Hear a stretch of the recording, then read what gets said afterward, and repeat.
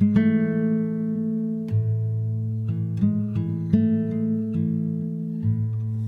to RECO12. I'm Justin, your host and a grateful child of an all-powerful, all-loving God and an addict.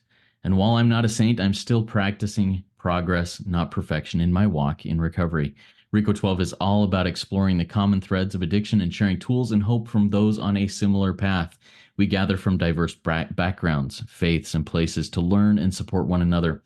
Our speakers represent various fellowships, addictions, and afflictions, thus showing the common threads of recovery no matter our addiction or affliction.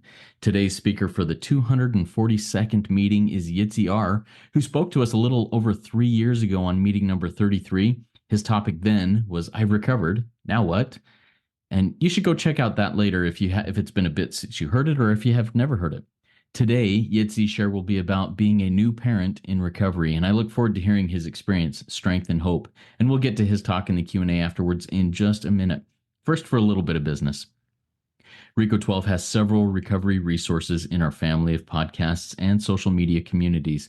To learn more, listen more, connect more, or just hang out and learn and grow with us, you can check out the other podcasts, Noodle It Out with Nikki M, which releases every Tuesday, the Big Book Roundtable, which releases every Thursday. And to learn more about each of these podcasts, and check out the chat in the show notes as we go along here. Or you can go to www.reco12.com. That's RECO12.com to join in this conversation and to learn more. And if you have questions, or if you would like to be a future speaker on RECO12, I'm booking speakers in June right now. Reach out to me at RECO12pod@gmail.com. That's RECO12pod@gmail.com, and we will get that ball rolling. RECO12 is self-supporting, and your contributions help us continue our mission. Thank you so much this week to Barbara and all who are or have been contributors to RECO12 and for being spearheads and supporting the RECO12 cause. There are costs to doing this, and we appreciate your help and support in doing that. So if you feel so inclined, please consider giving a donation. You can do that at reco12.com/support, or click on the links that I will have in the chat in the show notes of the podcast for one-time or monthly donation options. Your support makes a difference in keeping us able to share these messages of recovery. We look forward each meeting to receiving the light reflected from our speakers. That light inspires hope, meaning, worth, and growth in us, the listening audience. Now I'm going to introduce our guest speaker for today, Yitzy R, and give a little bit of background on him. Yitzy has been in recovery for a number of years. His primary program is SA, although he appreciates all the S fellowships and utilizes what he can from each of them. Yitzy also has worked the program for codependency out of the Big Book, which essentially allowed him to become more emotionally sober and eventually start dating.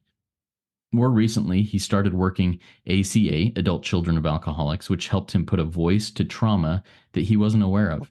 This is a continuing journey, and Yitzy has already had a spiritual awakening as the result of getting started with facing his childhood. By God's grace, Yitzy got married to his wife, who is also in recovery. They now have a baby girl, and that has taken both of them on a deeper journey into recovery, healing from trauma, self-judgment, fear, and responsibilities. Take it away, Yitzy. The floor is yours. Thank you. Okay, so my mind, start off by just saying that my mind is a little fuzzled. I had a very busy morning. I did a little bit of prayer, meditation, I had a therapy session, and then I was most of the morning negotiating a new job that's happening that God just put in my lap, and it's insane. And that's been a bunch of back and forth between a couple of entities, couple of parties. And I'm staying at someone else's place and had to find a quiet place to sit down for this. So I remember early, like I had a few minutes earlier in the morning, and I was reflecting. I'm like, I'm not worried about the share. I'm not worried. I want to try to take a few minutes to connect to God before, so that I can, I could have the awareness of God with me. I know God's with me no matter, so I'm aware of it or not, but apparently the awareness of it is what makes all the difference. The awareness that leads to action is what makes all the difference for me. So Yeah. So anyway, that's just a little bit about that. About just my fellowship journey. So like I started in SA, and my current sponsor is a fellow of mine in SAA. That has like a good recovery and a good message. And I bounce around. I go to one SAA meeting a week. I go to one or two SA meetings a week. I go to an ACA meeting. Um, yeah, and I try to balance everything else. Work. I'm in school for social work as well, and yeah, there's a lot going on. Um, yeah, bottom line to where to start with this. Because there are a lot of different parts to the story. Um, I guess it starts like a few months before, just to be like transparent. I'll start a few months. This is something I don't want to necessarily share, and I want to just put everything like on a pedestal and whatever. But a few months before I had a relapse in my SA program and I had to reset my sobriety, and that was a very good learning curve. I'm not going to talk about it too much here. I'm just going to say that I remember that night that I was like getting sober again. I turned to my wife and I said, the only thing that I have out of at that point I was like 4.5 years sober before that, and I said the thing that I have, the tool that's the most powerful, is knowing how to live a day sober, knowing how to live a day in the presence of God, and that I can do. Um, and just doing it, like not getting caught up in what I know, but doing it. And I think in those 3 months, I didn't miss an appointment with my wife at the doctor. Um, I made it work with work. They were flexible, whatever. I'm grateful to them. But like it was my commitment part to show my wife, that she could trust me again in that level. And then once the baby was born, like I feel like, I mean, we were both new parents. We actually didn't have much family support. Um, I did have a lot of general experience with babies, so I wasn't nervous. Like I have loads of nieces and nephews, but having your own child is a entirely different game than having somebody you could hug, kiss, and then put down and move on with the day. So yeah. So in short, I remember I was fully present. I think in a way that that whole relapse, so to speak, prepared me to be more serious and be more on my game, so that when the baby came, I was fully present and I wasn't running away and I wasn't doing anything. I was there with my wife in it for the full experience. So I remember, yeah, my wife gave birth. Thankfully, there were no complications. Everything went well.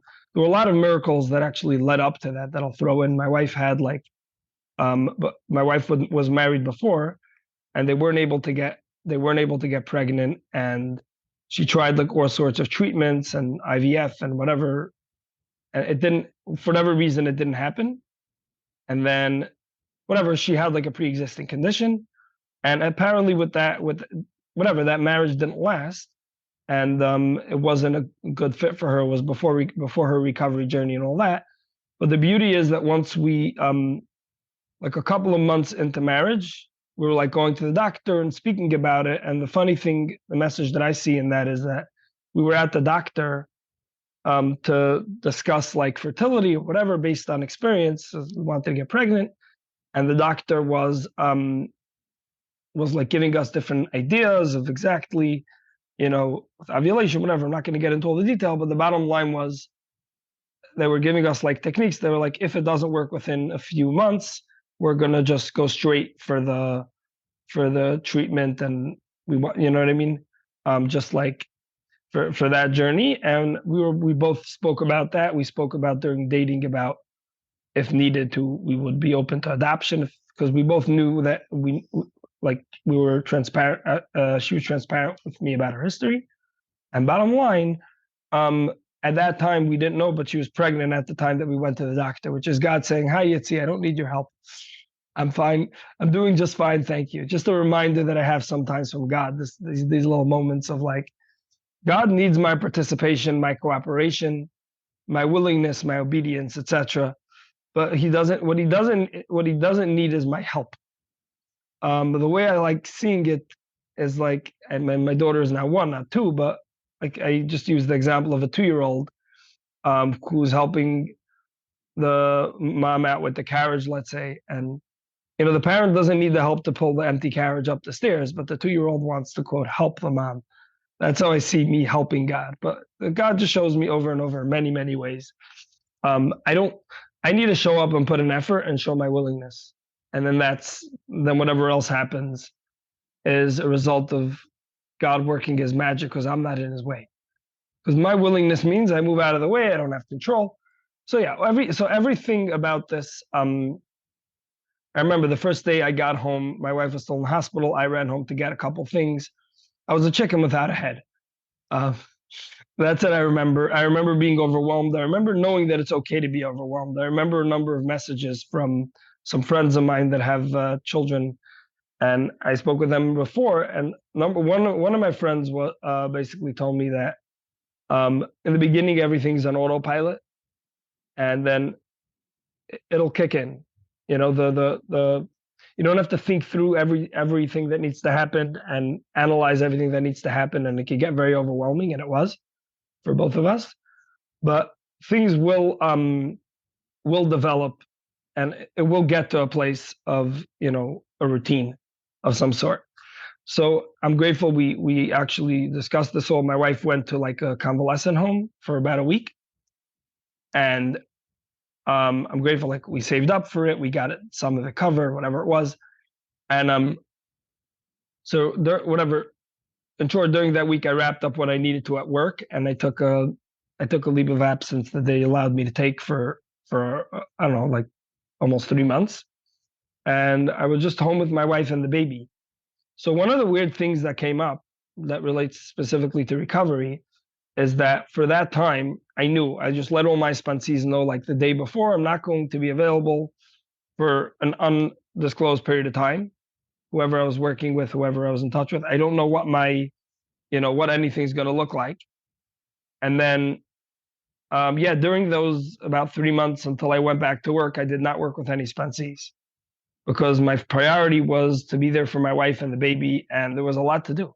There was a lot of things that needed to happen on a regular basis. We had to get into a routine of, changing the baby, feeding the baby, making sure this and that, and insurance, and all the other technical logistics needed to happen, so that there was no there was time. I don't remember if I hopped on here and there Zoom meetings. I listened to a lot of recordings in that period of time. I was definitely perpetually tired during that time because the baby's schedule was still not aligned. Um, and every like 3 hours in the middle of the night, wake up and then have trouble falling back to sleep and whatever. Like, it's a whole journey.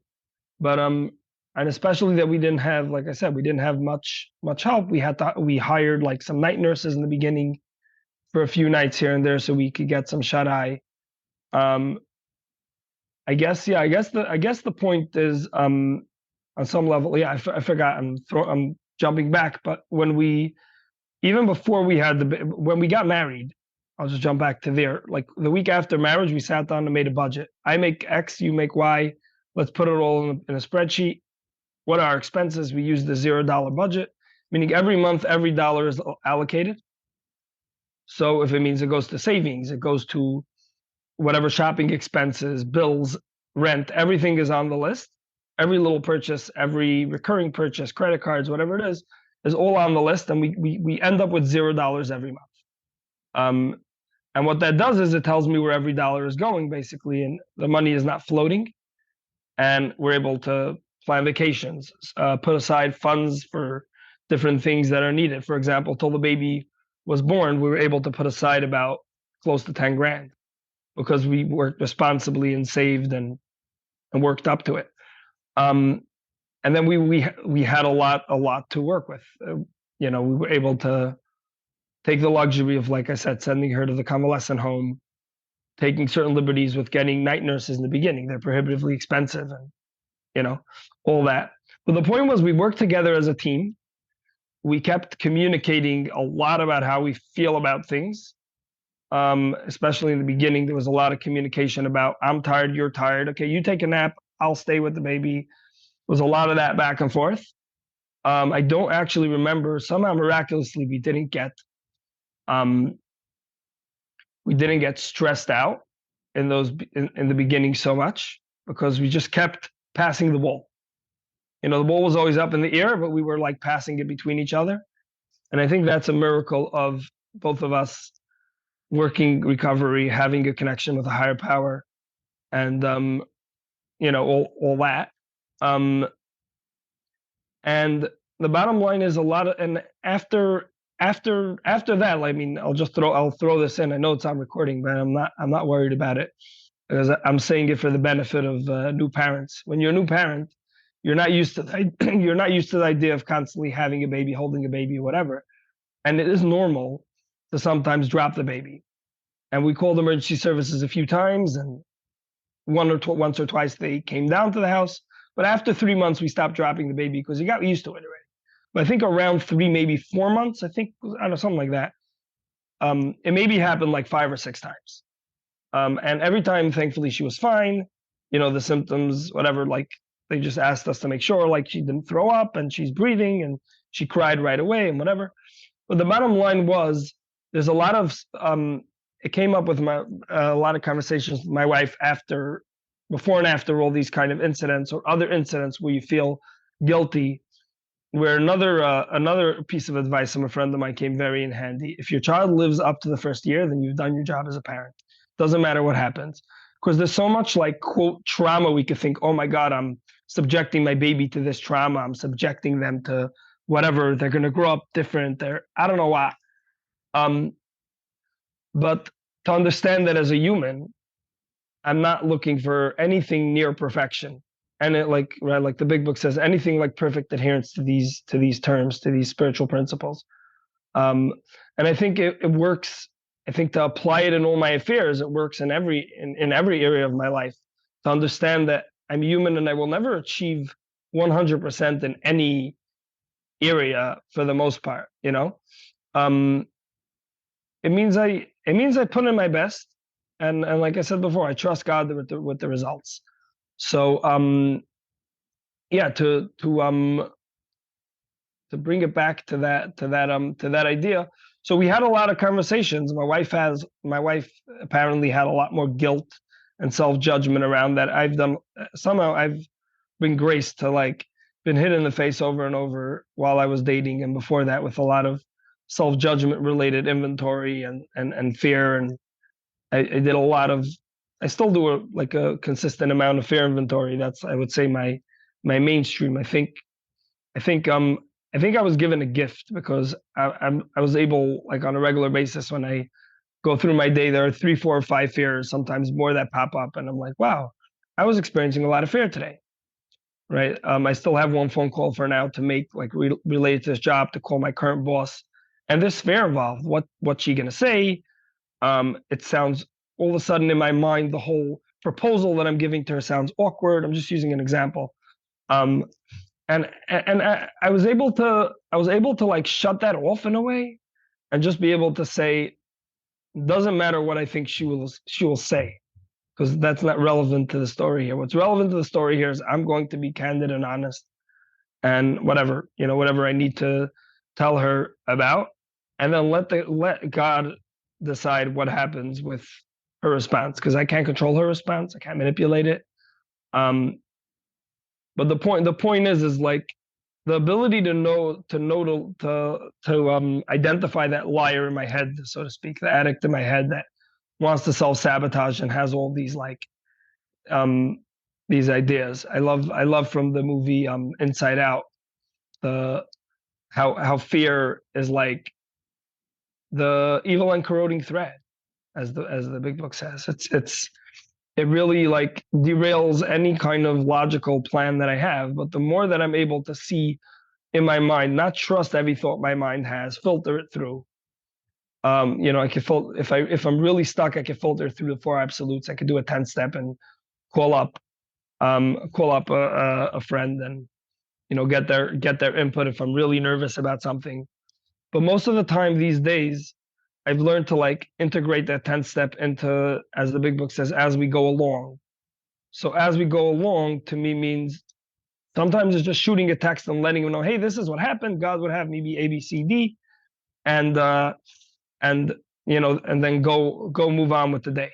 because that's the 10 step is not meant for me to stop 4 times a day and have a 20-minute phone call with someone, and then my day kind of has to be put on hold because I'm in distress about something.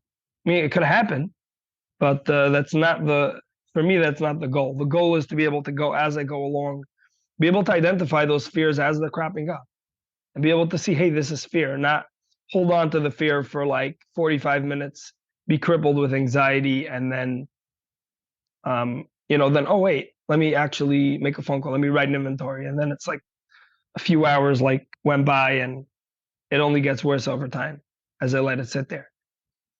Um, yeah. Um, so in that time also, so I want to say like the amount of engagement, I'll just, I guess, I don't know how much time I still have, but the amount of time I spent in recovery was, I want to say, 100%. Because recovery to me means being able to be in the firing line of life, as and being able to face life successfully, as to quote a couple lines from the book, but basically being able to cope with whatever life throws at me. And if that means being fully present with my wife, that for me is the definition of recovery. It, you know, and then over time it changed, and I started, getting back in touch with some sponsees, getting new ones, and being able. It's a bit more of a balancing act now with a baby, and then like Fridays I get to spend time with the baby, even to this day for now, um, unless that'll change because I don't work Fridays. Um, but yeah, there was another thing, I guess, that happened a few months in, when I went back to work, that was very difficult for me emotionally. The only thing I did about it was I did a lot of 10 steps about it, and I shared about it. And by doing a lot of 10 steps and sharing, I found that, hey, everyone else has the same experience, and it's completely normal and healthy. And the experience was that when I went back to work, there was like a major void in my heart, because as much as I like wanted to get back into work and get back into like a general flow of life, at the same time, the fact that I spent like 90% of the day with my daughter before, and now I'm spending like 10%. I'm seeing her for a couple of minutes in the morning and a couple of minutes at night when I get home.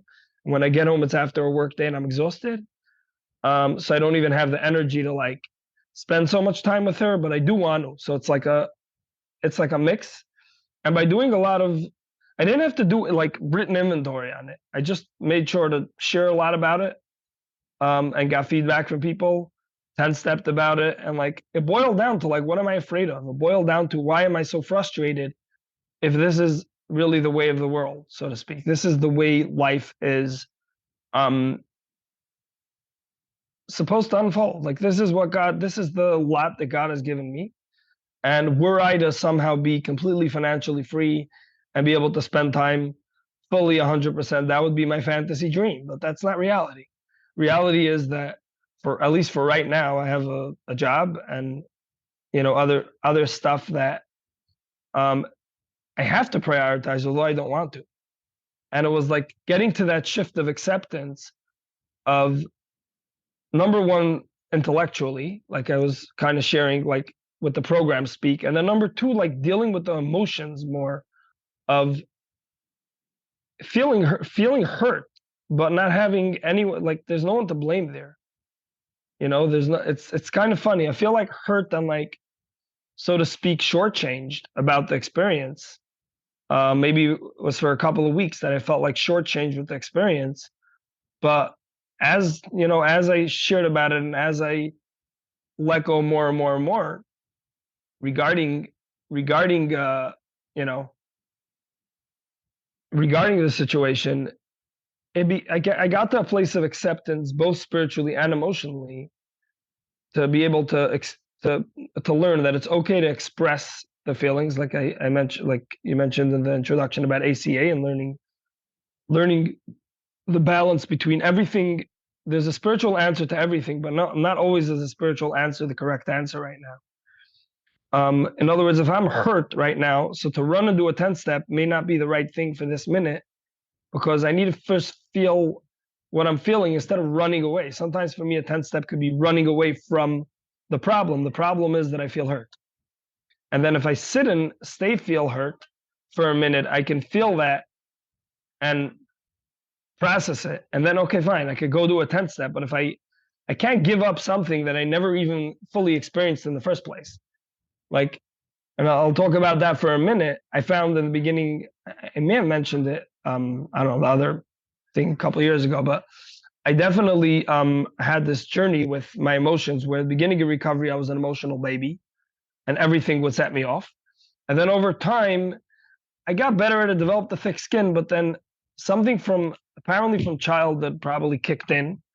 And I reverted back to my pre-recovery self where I didn't feel safe to express my emotions. So therefore it's difficult for me to be vulnerable. So therefore, anytime something comes up, the answer is inventory. And there were a lot of different things that came up regarding that over time navigating in marriage, being able to validate my wife and all that, and with the work with ACA, which propelled me into learning how to start expressing more emotions and at the same time not be the emotional wreck that I used to be. Meaning to find the balance between zero, having no emotion, and completely stoic, and I'm a complete mystic, nihilistic, whatever, everything just goes kind of person. Because everything's great, everything's cool, everything's okay. I'm in God's plan.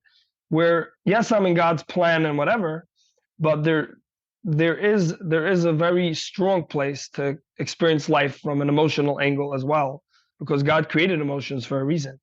There's a reason to experience the highs and lows of life. There's a meaning to that experience. And what I learned and what I'm learning is that having a so-called flat experience versus an up and down experience is it could just feel very okay, but I miss all the twists and turns of life, and I miss what life's about.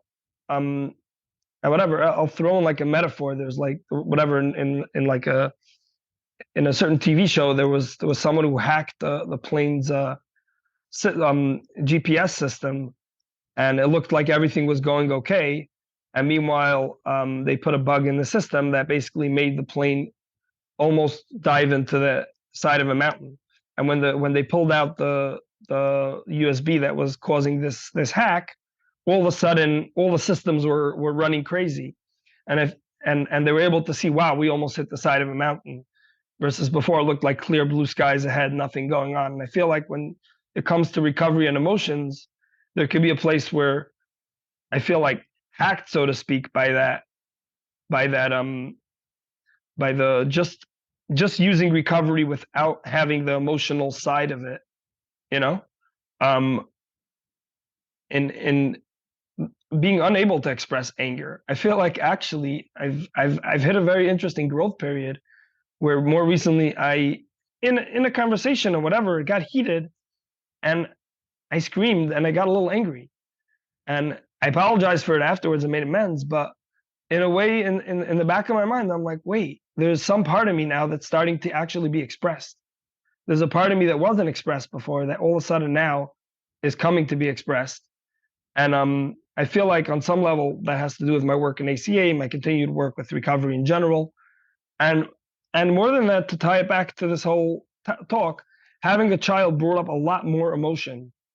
It made me, in a way, softer, more lovey-dovey, whatever, in certain ways with my child, and it brought up certain more passion, certain things that were untapped that I didn't know before.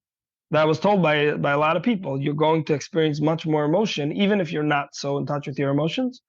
You're going to experience more emotions once you have a child. And in a weird way, I could say that becoming angry for me now is a positive, because I wasn't able to. My wife, until like now, and we dated for like 5.5 months, and then when we had a whole drama with getting married and whatever, family drama, and she never saw me get angry or barely even sad. Like, the beginning was like disconcerting and confusing to her. But and now, I mean, I don't think that I should just get angry at random, but I think that I've tapped into something over time that I haven't tapped in before. And to me, in a way, God shining his light on me and just showing me the next step in the journey. The next step in the journey is being able to know when to be angry, when it's appropriate. Anger, there are times where it's appropriate to express anger about something. Um, there are times where it's completely inappropriate, and then I just lose myself and I have to make amends. But yeah, that's I guess that is another leg of the journey of now experiencing some emotions that I never experienced like in a really long time, maybe since childhood, and then being able to use the tools of recovery and being able to um, you know experience those emotions and then do the recovery process to give it up to God. So I think for now, I think I'm good. Excellent. Well, thank you so much, Yitzy, for sharing that experience, strength, and hope, and your experience in becoming a new parent in recovery and walking that path. I've written a few questions here, and and a reminder to our live audience: if you have a question for Yitzy, please post it in the chat. If you want to remain anonymous, you can send me a direct message in the chat, or you can post at the beginning of your question, "Hey, anonymous, please," and I won't announce your first name. If you just send it in through there, I'll announce your first name. But just want to give you that option. I'll start off with one of the questions that I've written here, Yitzy, and I'll start right towards the end. You talked about how, anger now can sometimes be a positive when expressed in a healthy manner. Um, how do you maintain serenity, I guess, is something that I try and seek in that while having these emotions and expressing these emotions, how can you maintain some semblance of serenity in those moments to keep that connection with your higher power, with God? Yes, that's a very interesting question. And number one, I could say that since it's only been like a recent experience, only a few months, I don't know how much experience I would have with specifically related to anger, but related to emotion and whatever. I learned from one of my past sponsors how to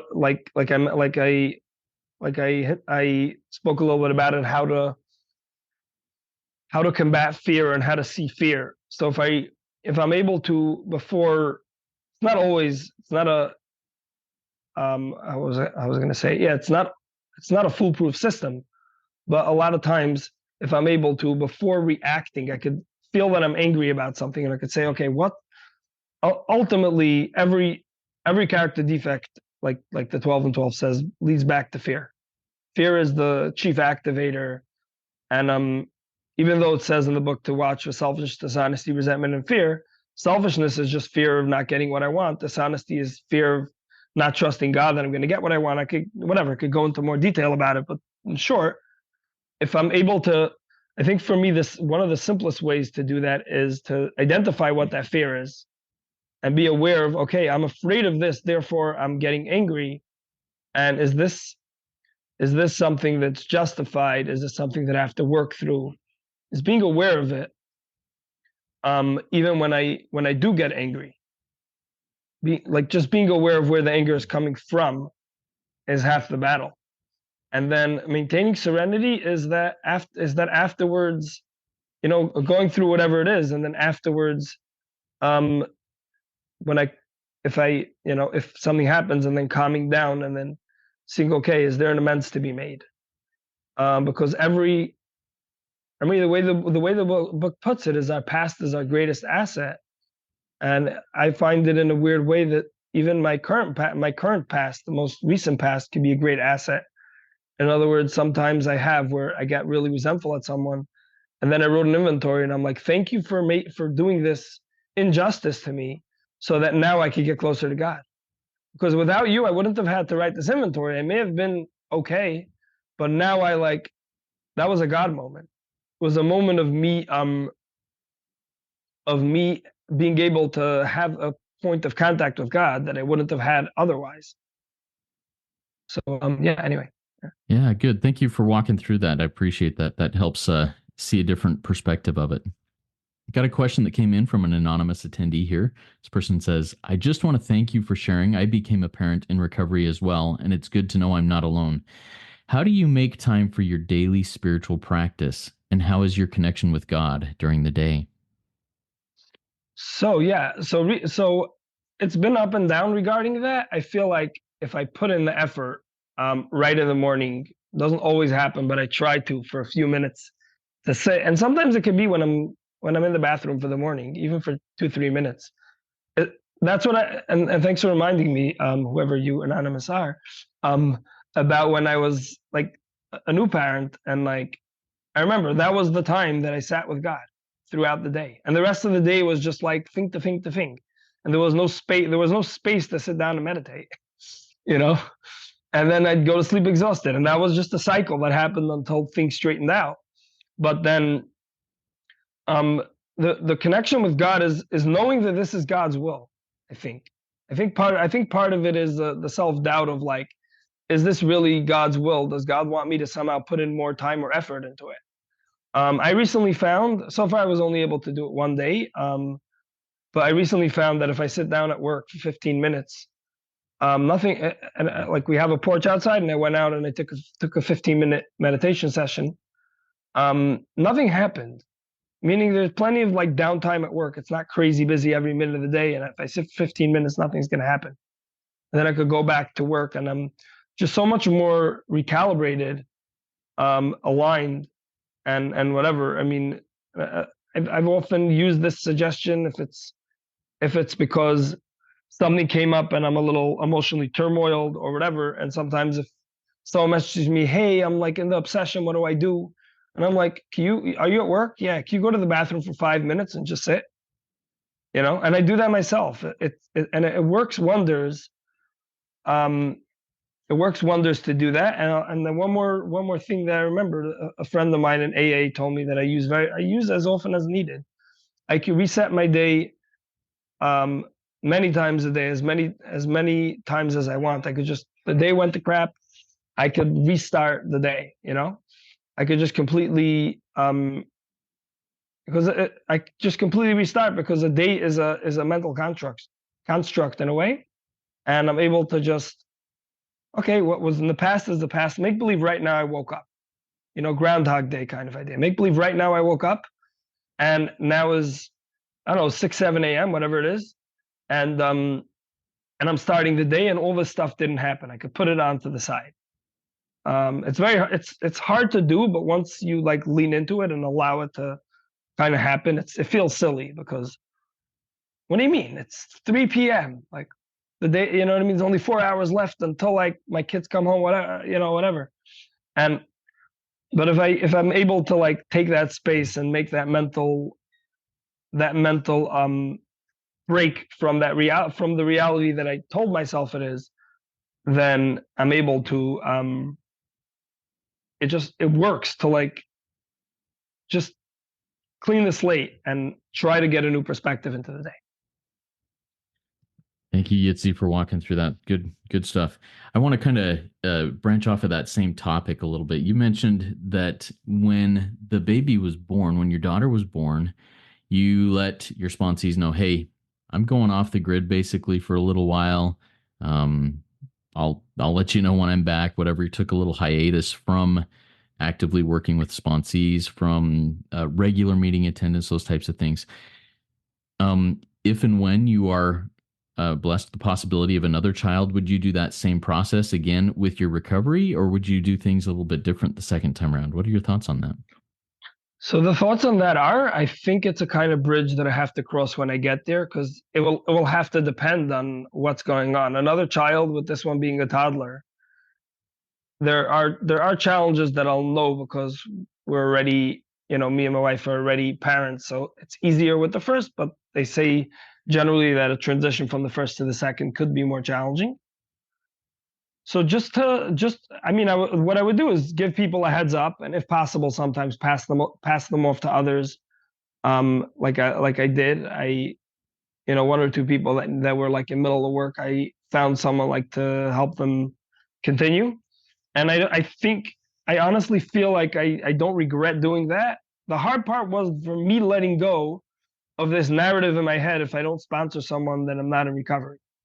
And to learn, it wasn't clear to me, by the way, that to do what I did for those 3 months or so was recovery.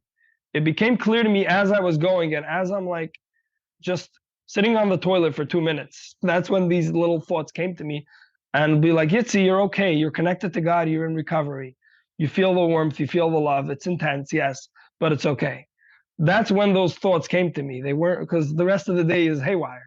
The rest of the day is from task to task to task without almost thinking in the beginning. Like I said, an autopilot. So I don't know how I would do it the next time around. It's very possible that I would. It's very possible that I'd have a little bit more bandwidth and maybe be able to juggle a little bit more. And if I would be able to attend the meeting regularly, commitments regularly, etc., then I would do that. But it's something that I don't think that even praying about it now or praying about it a day before the birth would even answer the question. Thank you. Thank you. All right. So something you said that I think was pretty interesting and I loved it. You said that a friend told you, "Hey, if your child is alive after a year of after being born, you've done your job." I want to take that and relate that a little bit to the messiness or the difficulty of quote unquote raising a new sponsee, walking hand in hand with them, putting them on the path. It may be full of imperfections and everything. How can you apply that little bit of information? Hey, if if they're alive after a year, you've done your job. How can you apply that into sponsoring somebody? So, interesting. Yeah, I mean, I was taught by one of my sponsors, my only job is to lay out the spiritual toolkit at their feet. And like someone else said, you make an introduction. Hi, Jack. God, Jack. That's my job. And then when the hand falls out, remind them how to put it back in. But I make absolutely no attempt to tell them how to work their program. I barely even follow up if they're taking my suggestions or not, because that's not on me. In other words, I have a newish sponsee right now, and we're like moving slowly for different reasons, time wise and whatever. And I gave him like some basics to like start reading the big book, start reading 86 to 88 every day, whatever, 84 to 88 every day. And I said, if you do that, I said, when I did that, my life got better. And he's struggling with depression and whatever other different things. And he just comes to me in that, and I'm like, I just repeat myself, and then I move on. I don't make a big deal of it. My job with a sponsee, um, is to make the material accessible to them. My and I'm grateful that for me also part of my journey was like not being able to get sober for a while. So therefore, when I have sponsees that are struggling and not able to get sober, I don't take it as a personal affront. I don't take it as somehow there's something inferior with me or with them.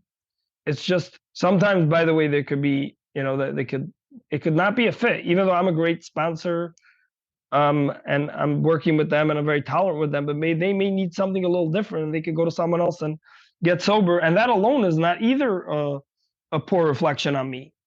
That is just maybe the dynamic. Maybe it wasn't the time for them. Maybe they needed to go through whatever they needed to go through. That's not because I could be playing God in a sponsee's life. The minute I try to control their recovery or the pace of what their recovery looks like, or when they really have that moment, the turning point, as we call it in recovery, the point where everything starts like looking up, where they really surrender, where they really get the program in their bones.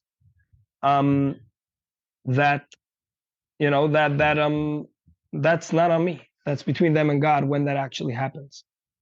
So yeah, and so regarding the the sponsee, so if a sponsee leaves me without a bitter taste in their mouth, if I want to put it into words, if they decide to leave, I don't usually fire sponsees. I don't believe I hired them, so I don't fire them. But I once let someone go because it was a disservice. After, in short, I was a sponsor for a while. He took a hiatus of work in step 4 for about a year, and I kept seeing him in meetings and just I never really like followed up with him because he knew I was available. And anytime he would call me, I would let him know that I am available if you'd like to resume, whatever. And then at some point we finally made it to step 9, and then he wasn't making his amends. And then he was just sitting around and floundering and not really doing anything. I'm like, I feel like it's a disservice for me to call you my sponsee.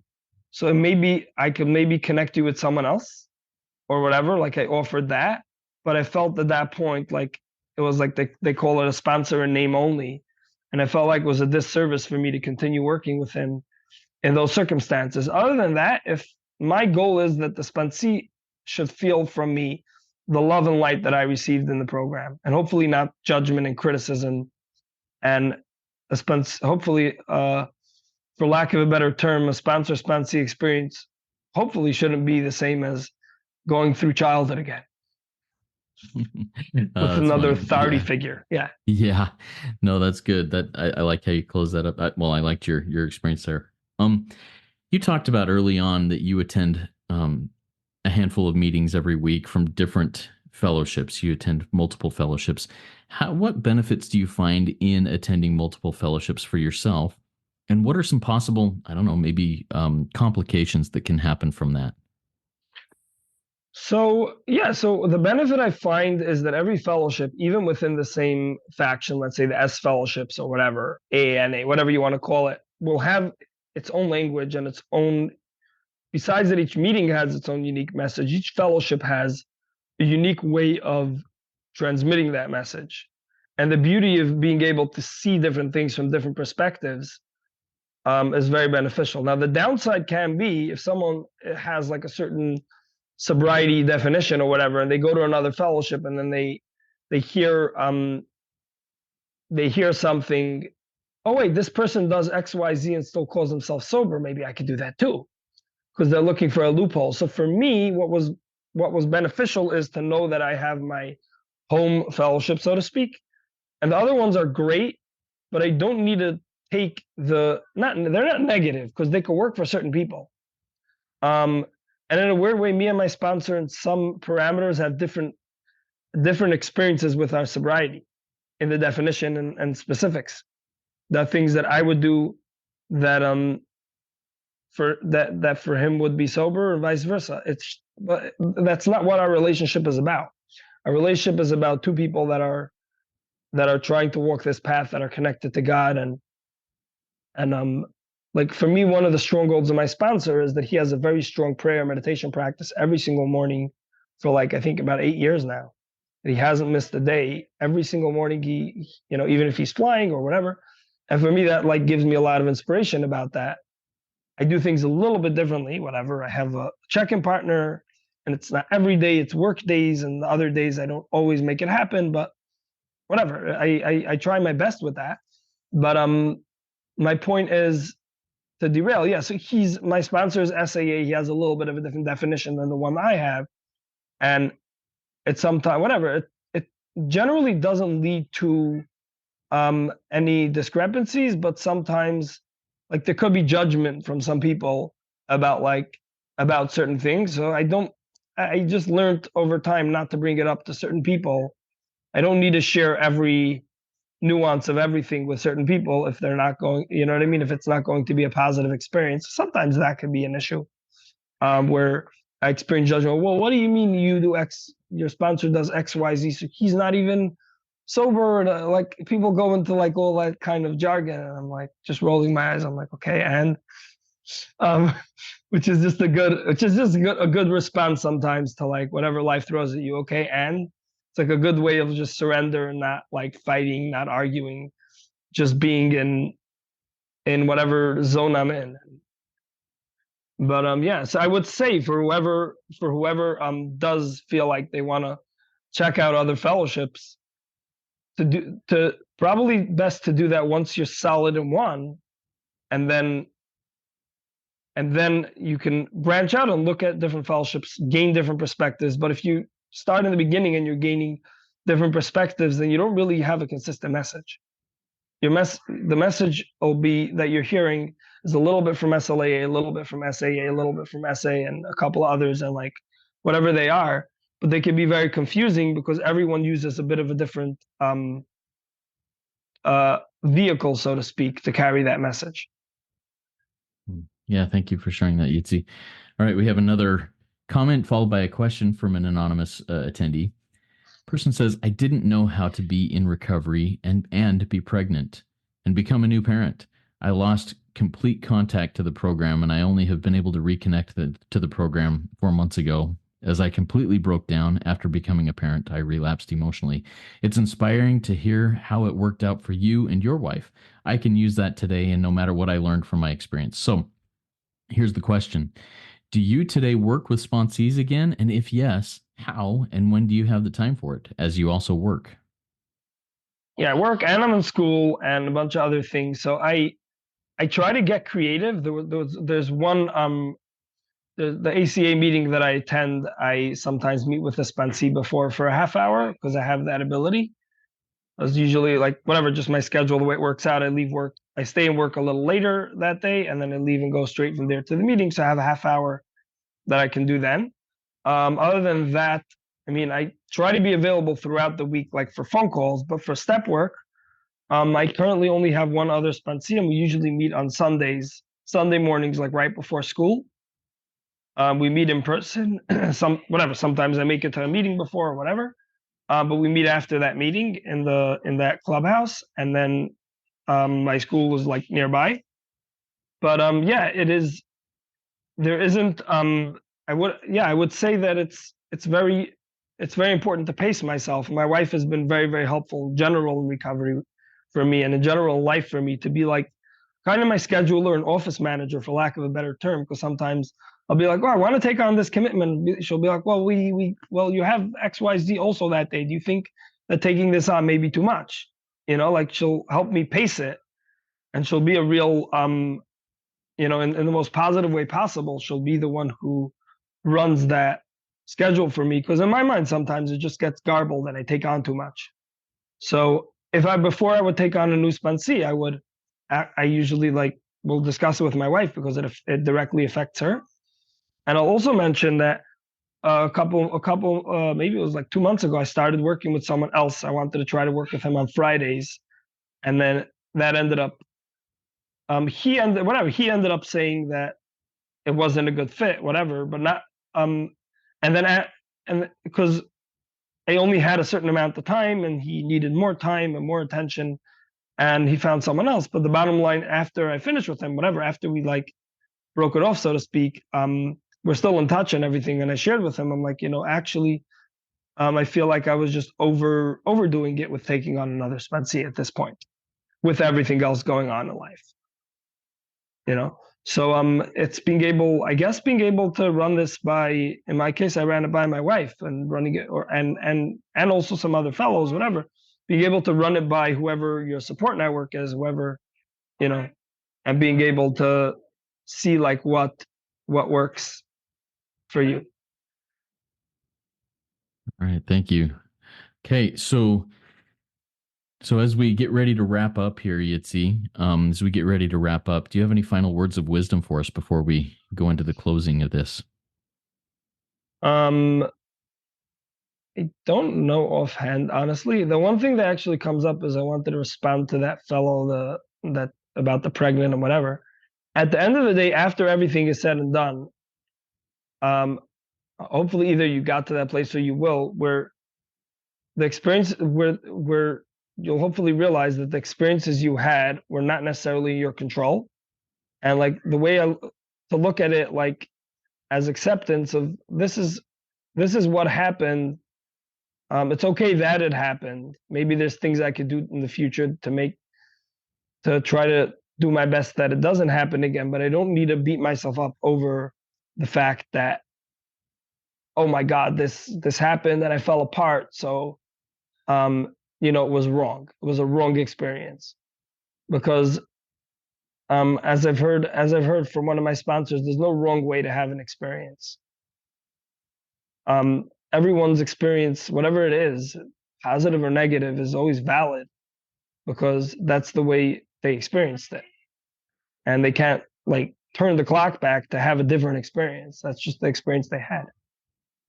Um, and yeah, and I think that all boils down really to that acceptance is the answer. Ultimately, after all the work, after all the inventory, after all the self care and lack of self judgment, self compassion, it leads to a place of acceptance. And like a friend of mine, like I really appreciate more and more what a good friend of mine says, that we can't really understand. People in recovery talk a lot about love. And the trouble is that they're really just using a flowery word that they don't really have much of a concept of. and really it's more about what they need to hear more about is acceptance, about accepting the other person as they are, whatever, which could amount to love. But when you use a term like acceptance, it's a more digestible term versus using a term like love, which is so, in a way, so vast and so nuanced that that that it gets either overused or diluted when it's not used properly. But yeah, that's what I got. Awesome. Thank you so much, Yitzy. This was a very good RECO12 weekly speaker meeting. If we missed your question out there in the live audience, or if you have more questions that you'd like to pose, please consider joining our WhatsApp community. To join that, you can email me at RECO12pod@gmail.com. I'll get you the link to join in that conversation. If you haven't already done so, please consider jumping in and rating and reviewing RECO12 on Apple Podcasts. It's really a stronger than you would think way to work to step 12 and getting this message out to more people. We make sure to check out the Afro-Euro recordings that Karen A hosts on many Wednesdays from Israel. And next Friday, we will hear from a couple of first-time RECO12 speakers, Nick and Carrington, whose topic will be stepping into action. I'm excited we've had a couple of couples that have done these in the past, and I'm excited to have this one come in and do this. If you'd like to be considered as a future RECO12 speaker, please send me an email once again to RECO12pod@gmail.com, and we can get that set up. Right now, I'm scheduling into June. Stay tuned on the WhatsApp community and on our email list for more information. And if you're not on that email list, come join in. You can do that once again by sending me an email. I'll get you on it. Now, let's launch off into the rest of the day with the fog light prayer that Yitzy will say for us. Thank you. Are you able to pull it? You able to pull it up, or? You want me to share my screen with it or something? Yeah. If you could, that would you know what? Let me copy and paste it into the chat. I'll copy and paste it into the chat because it's in the middle of a whole bunch of other stuff that's okay. That sharing my screen would be really messy with it. All right, it's in the chat now. Okay. God, let your light shine through me like a fog light, so that those who are lost, sick, and dying find your love through me. Amen. Amen. Love that prayer. I'd never heard it before. Grateful for you to come share that with us, Yitzy. Remember, everybody, there is one who has all power. That one is God. May you find God now. Keep coming back, and when you do, come all the way in, sit all the way down. Let's trudge this road of happy destiny together. Work it. You are worth it. I've seen stars fall from above. I've fallen in and out of love. I've been high and I've been low. Now I know I just can't do this on my own. I've seen a boy become a man. He got lost without a plan. He's so far away from home. Now I know that I just can't do this on my own. Your arms surrounding me. Your touch is grounding me. No longer searching for purpose all alone. 'Cause now I know that I just can't do this on my own.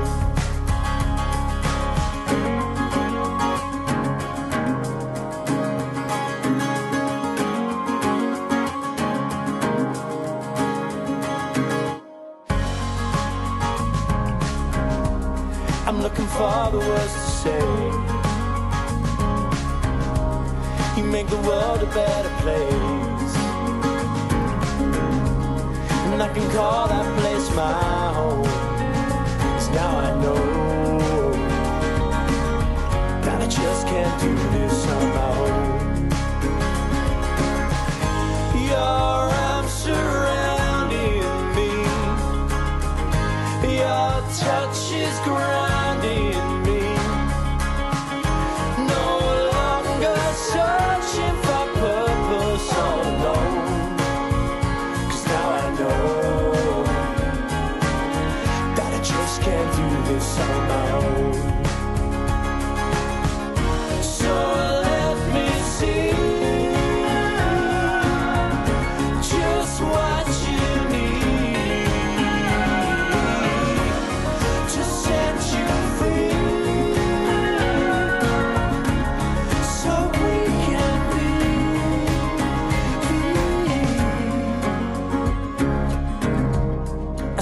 stars fall from above.